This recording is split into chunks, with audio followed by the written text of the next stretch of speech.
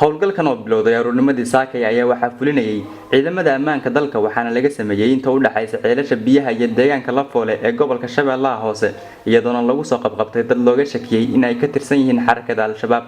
taliyaha hoggaanka howlaha ciidanka booliiska Soomaaliyeed General Axmed Xasan Maalin oo la hadlay warbaahinta ayaa sheegay in ciidamadu ay guri u baarayeen deegaanada ku yaala inta u dhaxaysa Muqdisho iyo deegaanka Lafoole isagoona intaasi ku daray in tiro dad ah lagu soo qabqabtay kuwaas oo uu sheegay in cidii lagu waayo in ay gacan saar la leeyihiin xarakada Al-Shabaab la sii dayn doono. waxaan saaka ku nimid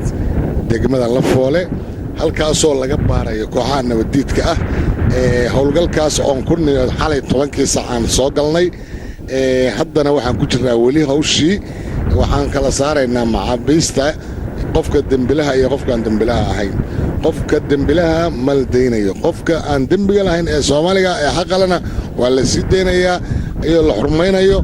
sharaftiisa iyo karaamadiisa asoo la ilaalinayo baa si xorriyada lagu sii deynayaa inta ay ku dhuumalaysanayaan meelahan howlgalka waa la wadayaa haddii Ilaahay yiraahdo hadda baaristii baa noo socota wax badan oo xilna way jirtaa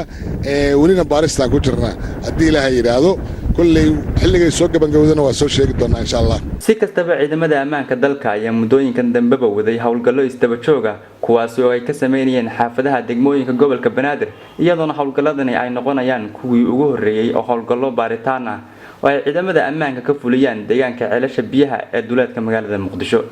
Maxamed Bilageelle, Somsa TV, Muqdisho.